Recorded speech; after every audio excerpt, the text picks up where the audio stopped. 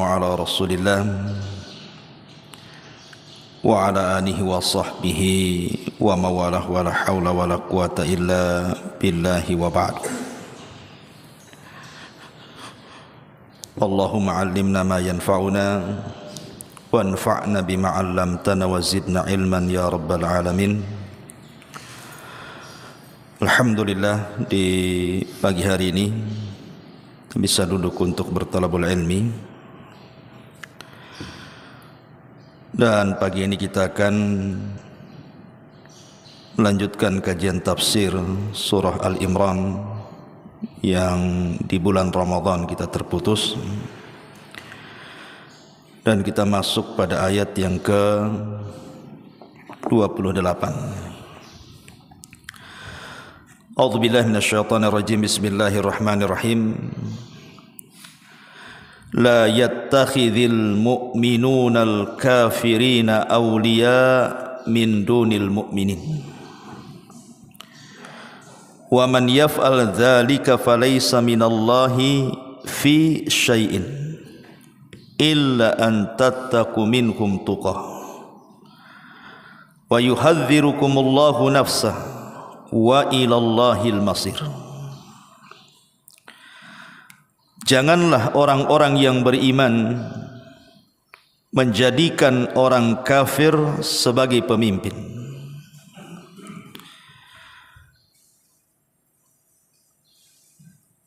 Kemudian Allah Subhanahu wa taala mengatakan, barang siapa yang berbuat demikian,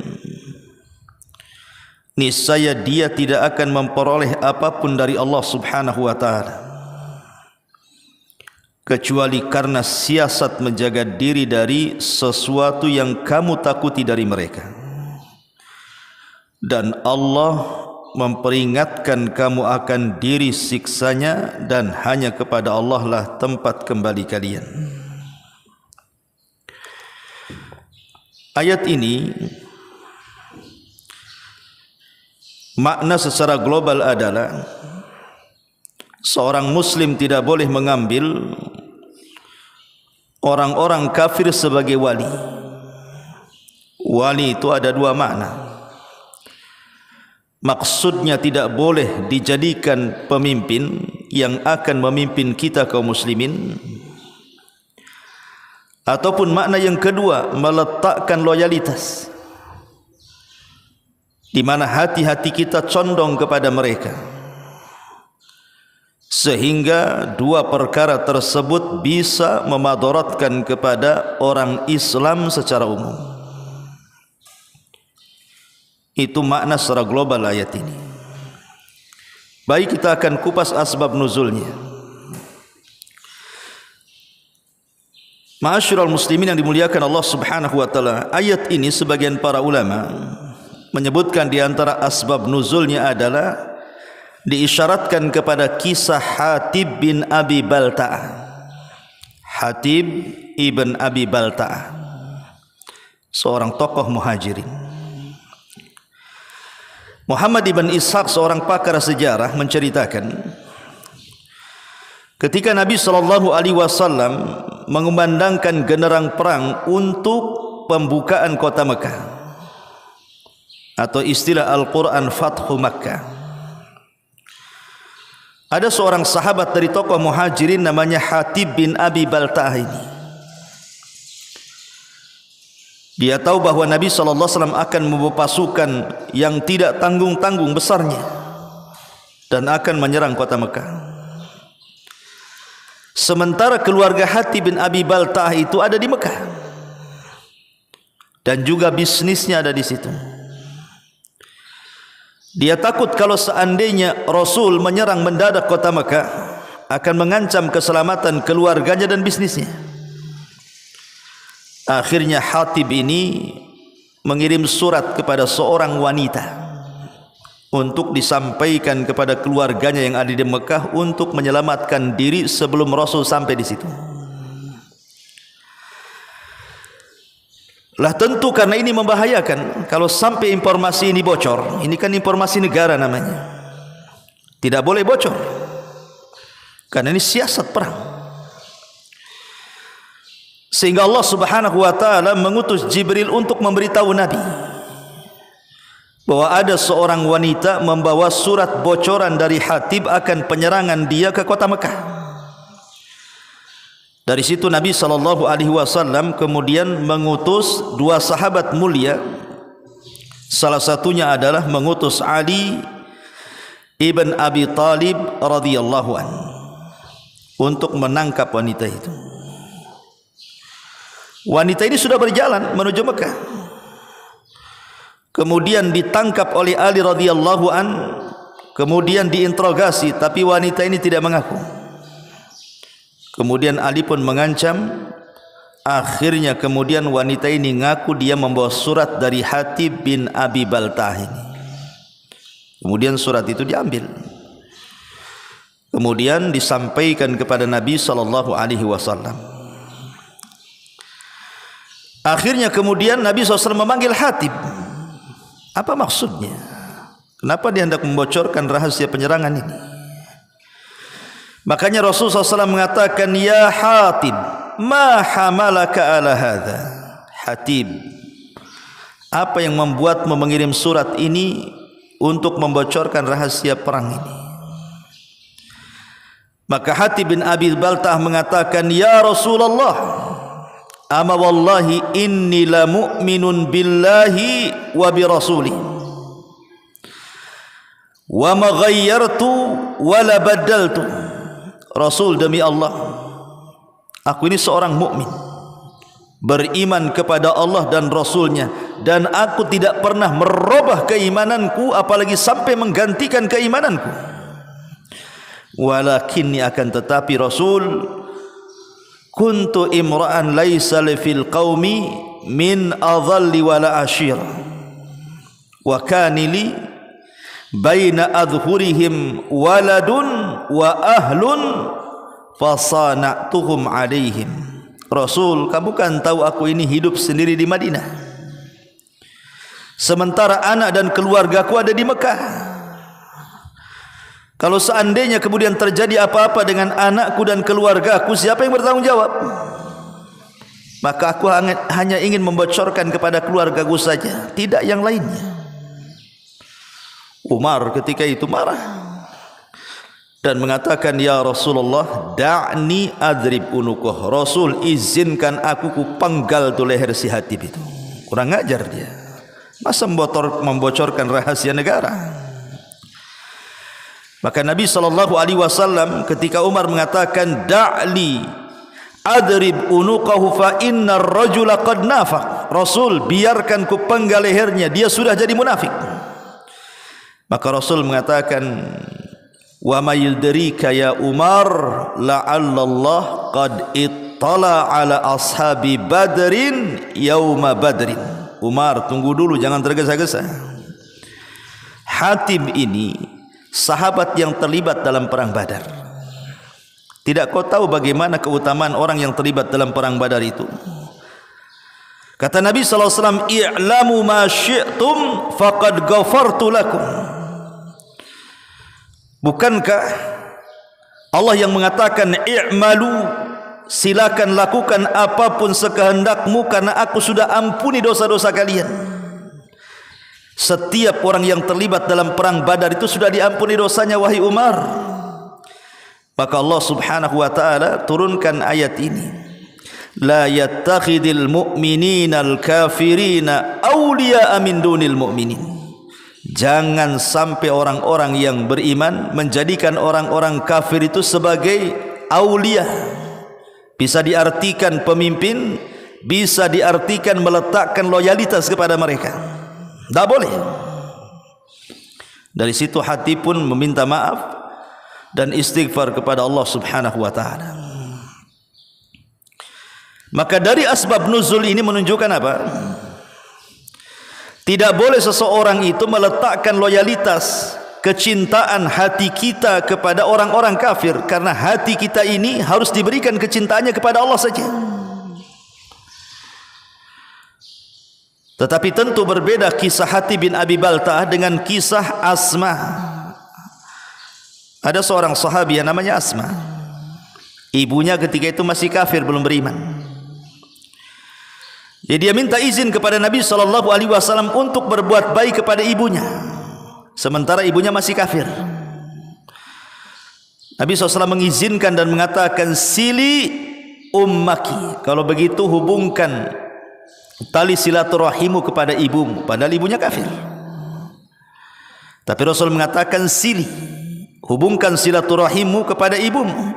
Dari sini turun ayat, la yanhakumul ladzina lam yuqatilukum fid din wa lam yukhrijukum min diyarikum an tabarruhum wa tuqsitu ilaihim. Tidak mengapa Allah tidak melarang kamu untuk berbuat baik dan berlaku adil terhadap orang-orang yang tidak memerangi kamu karena agama, dan tidak pula mengusir kamu dari negerimu untuk berbuat baik kepada mereka. Innallaha yuhibbul muqsitin, karena Allah menyukai orang-orang yang berlaku adil. Dari dua kisah ini, Hatib bin Abi Balta'ah dan kisah Asma ini, bisa kita simpulkan maknanya. Kalau seandainya seseorang itu meletakkan loyalitas kepada orang-orang kafir dan membahayakan kaum muslimin, maka berlakulah ayat ini. Jangan jadikan orang-orang kafir sebagai wali-wali kalian.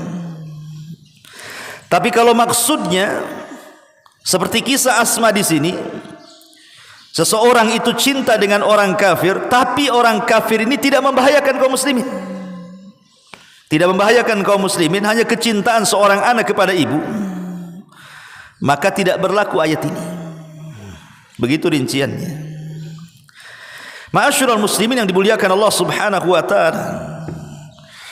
Maka kesimpulannya adalah, yang pertama, ayat ini larangan keras bagi kita, jangan sampai menjadikan orang-orang kafir itu pemimpin bagi kita. Karena Allah yang mengatakan, walan yaj'alallahu lil kafirina 'alal mu'minina sabila. Jangan sampai kita orang-orang yang beriman memberikan jalan kepada orang-orang kafir itu menjadi pemimpin, karena Allah tidak menjadikan bagi orang kafir jalan untuk menjadi pemimpin bagi orang-orang yang beriman. Tidak boleh memilih orang kafir sebagai pemimpin bagi kita. Yang kedua, atau menanamkan kecintaan hati kepada mereka, karena kecintaan ini tidak boleh diberikan kepada selain Allah Subhanahu wa taala, apalagi kepada orang kafir. Dari sini ma'asyiral muslimin yang dimuliakan Allah Subhanahu wa taala, Allah katakan dalam sebuah ayat, la tajidu qauman yu'minuna billahi wal yaumil akhir yuwaduna man hadallaha wa rasulahu walau kanu aba'ahum wa au abna'ahum au ikhwanahum au ashiratahum. Kamu tidak akan mendapati kaum yang beriman kepada Allah dan hari akhir saling berkasih sayang dengan orang-orang yang menentang Allah dan Rasulnya, sekalipun orang-orang itu bapak-bapak kalian, anak-anak kalian, saudara-saudara kalian, keluarga kalian. Kenapa? Ulaika kataba fi qulubihimul iman. Karena orang-orang yang seperti itu sudah dicatat keimanan dalam hatinya. Tidak mungkin berkasih sayang dengan orang kafir. Ayat ini di antara asbab nuzulnya adalah ketika Abu Ubaidah ibnul Jarrah yang membunuh bapaknya di perang Badar. Abu Ubaidah ibnul Jarrah itu membunuh bapaknya di perang Badar karena bapaknya sudah mulai menyakiti Nabi dalam perang itu, sudah menghunuskan pedang di hadapan Nabi. Makanya dia lebih membela Nabi dibandingkan ayahnya. Akhirnya dia pun bunuh ayahnya. Ketika Abu Ubaidah ibnul Jarrah ini membunuh ayahnya, semua sahabat mencelanya. Kemudian Abu Ubaidah membela diri dan mengatakan, aku tidak membunuh ayahku, aku hanya membunuh kekufuran yang ada pada ayahku, katanya. Maka dia datang kepada Rasul menangis. Dan kemudian turunlah ayat ini, la tajidu qauman yu'minuna billahi wal yaumil akhir ila akhiril ayat. Lihat bagaimana kecintaan para sahabat, meletakkan loyalitas mereka kepada Allah dan Rasulnya, dan tidak meletakkan loyalitas kepada musuh-musuh Allah dan Rasulnya. Dan harusnya begitulah sikap kita, apalagi bicara soal mengangkat pemimpin. Allah mengatakan, ya ayyuhalladzina amanu la tattakhidul yahuda wan nasara awliya ba'duhum awliya'u ba'd wa may yatawallahum minkum fa innahu minhum innallaha la yahdil qaumadz zalimin. Wahai orang-orang yang beriman, janganlah kamu menjadikan orang-orang Yahudi ataupun Nasrani sebagai teman setia kamu atau sebagai pemimpin bagi kalian. Mereka satu sama lain itu saling melindungi. Barang siapa di antara kamu yang menjadikan mereka teman setia atau pemimpin kalian, maka sesungguhnya dia termasuk golongan mereka. Apa bedanya engkau dengan mereka nantinya? Dan ingat, Allah juga mengatakan bahwa yang tidak tampak dari orang-orang kafir itu jauh lebih jahat dibandingkan yang tampak. Ada orang-orang kafir kan secara zahir karena ingin diangkat menjadi pemimpin kaum muslimin seolah-olah apa? Orangnya jujur, anti korupsi, amanah, orangnya baik, memberikan bantuan. Padahal itu pencitraan saja. Karena yang tidak tampak dari hati orang kafir itu lebih jahat dibandingkan yang tampak, gitu maksudnya. Dan itu berdasarkan firman Allah Subhanahu wa taala. Allah yang mengatakan seperti itu. Wa ma tukhfi suduruhum akbar. Yang terselubung dari hati mereka itu, dari tujuan mereka menjadi pemimpin kaum muslimin itu lebih jahat dibandingkan yang tampak. Begitu nasnya Al-Quran. Terkadang kita terkecoh kan. Lebih baik mana? Seorang mukmin korup ataukah seorang kafir jujur? Kan begitu, suka ada pilihan tuh. Ini mukmin korup Ustaz, muslim korup. Ini kafir jujur pula dia. Iya, kalau soalan ini ada di negeri yang mayoritas orang Islam. Sekarang kalau soalan ini ada di Amerika, di Bali gitu, mereka mayoritas orang kafir. Lebih baik mana, mukmin jujur atau kafir yang korup? Pertanyaan di negeri kafir. Kira-kira mereka milih mana tuh? Kan begitu, apa bedanya? Tapi Al-Quran sudah membongkar semuanya. Wa ma tukhfi suduruhum akbar. Yang terselubung dari maksud mereka jauh lebih jahat dibandingkan yang tampak. Ya tentu seorang muslim yang tidak korup lah kan itu. Tapi ingat bahwa barometer kita kaum muslimin menilai orang itu baik atau tidak bukan hanya dari segi muamalah, kawan, tapi lebih daripada itu dari segi ibadah dan juga akidah. Itu tidak, itu jauh lebih penting dibandingkan hanya sekedar muamalah. Ma'asyiral muslimin yang dimuliakan Allah Subhanahu wa taala. Kemudian Allah mengatakan di sini, "Wa man yaf'al dzalika falaysa minallah fi syai'in." Maka siapapun yang melakukan seperti itu, niscaya dia tidak akan memperoleh apapun dari Allah. Maknanya begini, kalau tetap anda ngeyel menjadikan orang kafir sebagai pemimpin kalian, sebagaimana yang terjadi negeri kita ini kadang-kadang aneh. Ada pemimpin yang muslim mau pula pemimpin yang kafir kan. Jelas-jelas dia muslim. Bahkan kemudian muncullah bazar-bazarnya kan itu, membela pemimpin yang kafir ini dan berusaha mencari kesalahan yang muslim. Kan aneh tuh. Maka siapa yang kemudian terus membela bahwa yang layak adalah pemimpin kafir atau meletakkan loyalitas hati kita kepada dia, maka anda terputus dengan Allah. Tidak ada hubung kait lagi anda dengan Allah Subhanahu wa taala, dan ini bahaya. Karena Allah mengatakan, "Wa man yaf'al dzalika falaysa minallahi fi syai'in illa an tattaqu minhum tuqa." Kecuali ada pengecualiannya, kecuali karena siasat menjaga diri dari sesuatu yang kamu takuti dari mereka. Mungkin bahasa Arabnya disebut taqiyah. Taqiyah itu artinya menyembunyikan sesuatu. Tentu taqiyah itu ada dua macam. Ada taqiyah yang bid'ah seperti taqiyahnya orang-orang Syiah. Ada taqiyah yang terkadang dibolehkan inda darurah, dalam kondisi darurat, seperti yang kita sedang bahas ini. Maksudnya begini, kalaupun seseorang itu hidup di negeri kafir dan dia tidak bisa menampakkan keislaman di situ, kecuali harus menampakkan kekafirannya karena sebuah kemaslahatan, maka ulama mengatakan tentang masalah taqiyah ini ada syaratnya. Satu, kalau seandainya takut ada bahaya, seperti kisah Ammar ibn Yasir.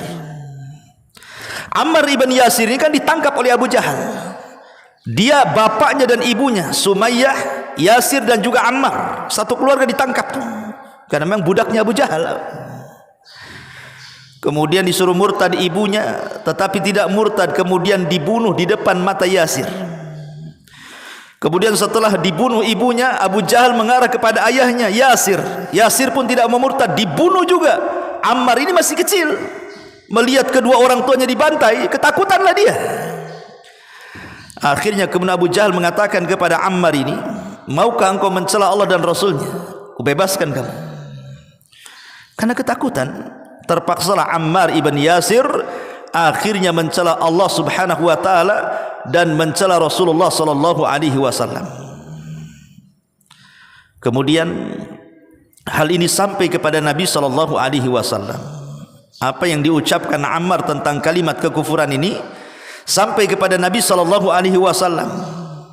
Kemudian turun ayat dalam surah An-Nahl, "Man kafara billahi min ba'di imanihi illa man ukriha wa qalbuhu mutmainnun bil iman walakin man syaraha bil kufri sadran fa alaihim ghadabun minallah wa lahum adzabun azim."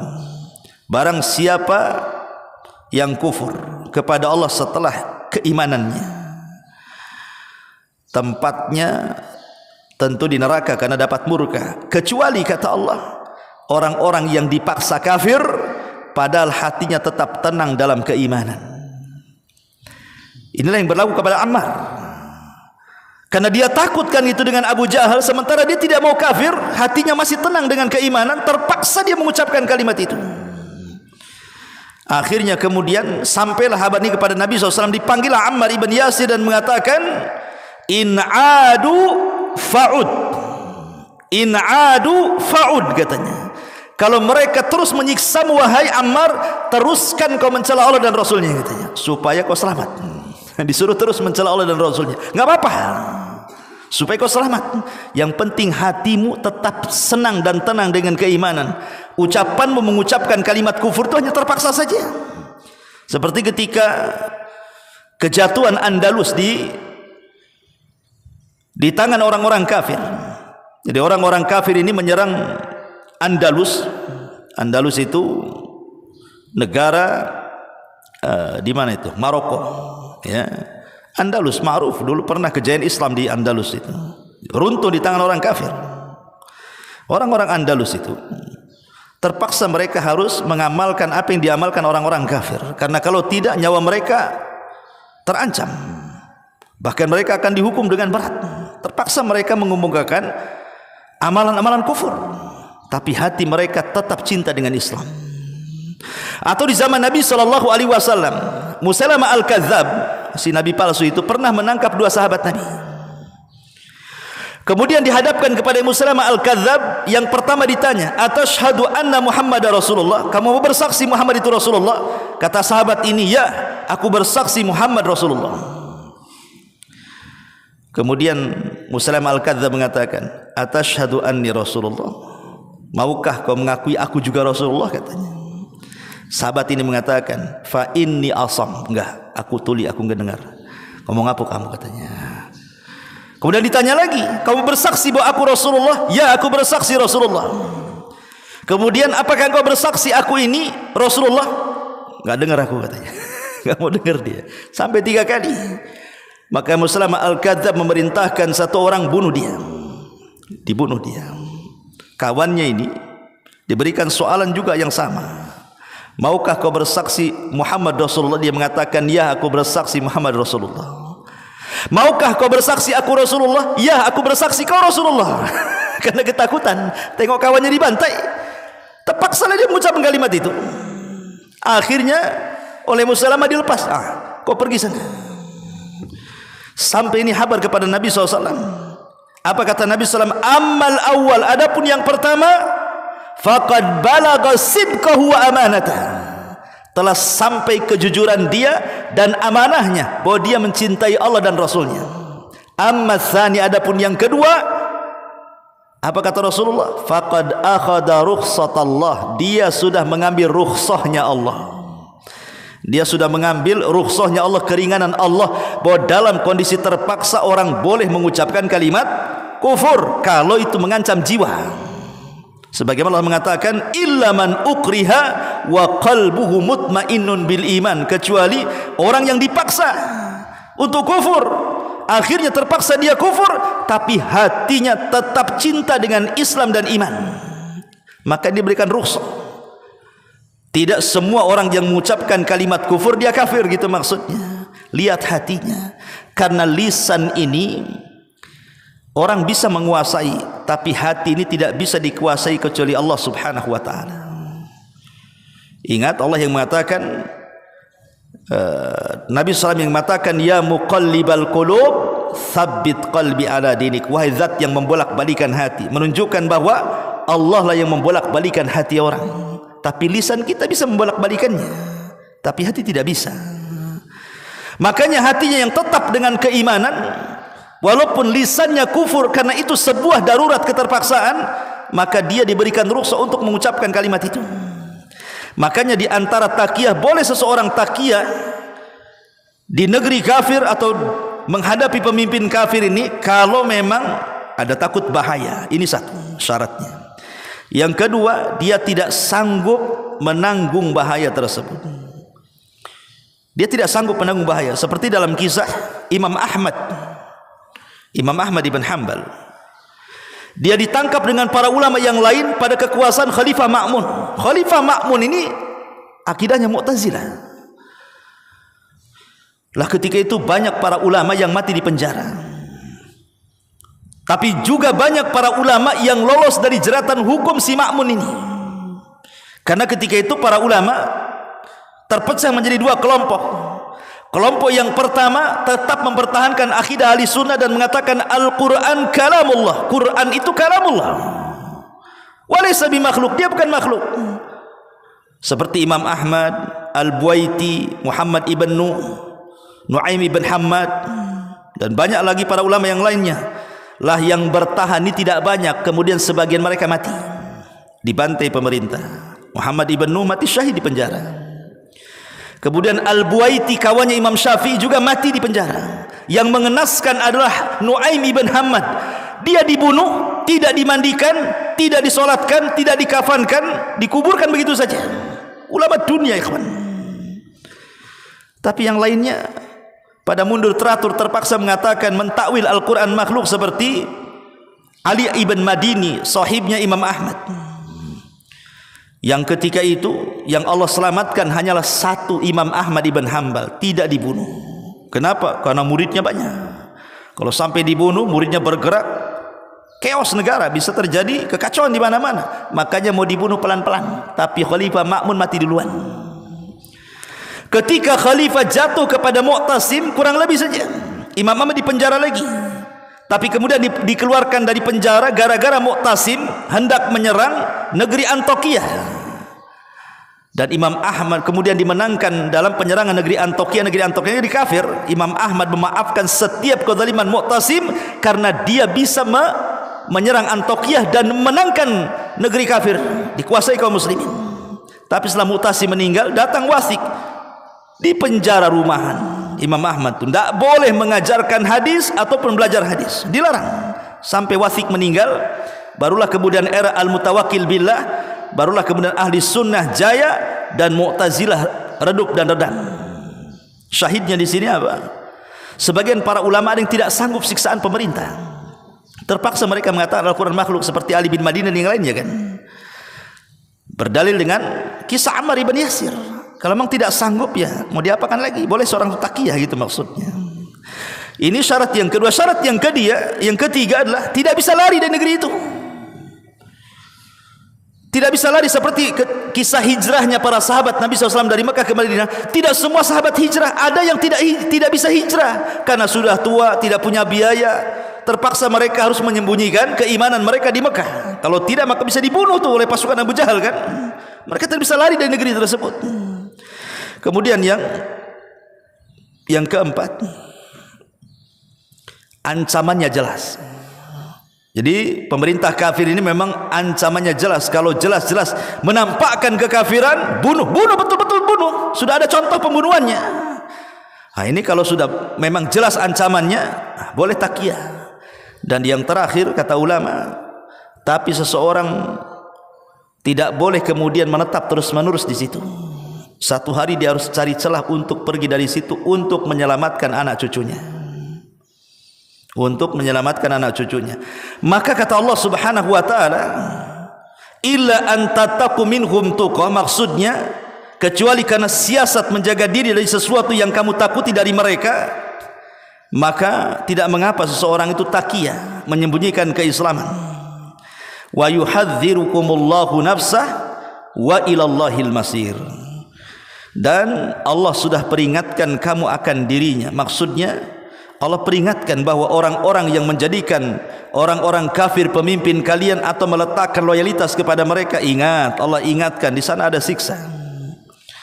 Wa ilallahil masir, dan hanya kepada Allah lah tempat kembali kalian. Inilah tafsir singkat dari surah Al-Imran ayat 28. Tapi satu ayat saja. Subhanaka bihamdika asyhadu an la ilaha illa anta astaghfiruka wa atubu ilaik. Allahu ta'ala. Assalamualaikum warahmatullahi wabarakatuh.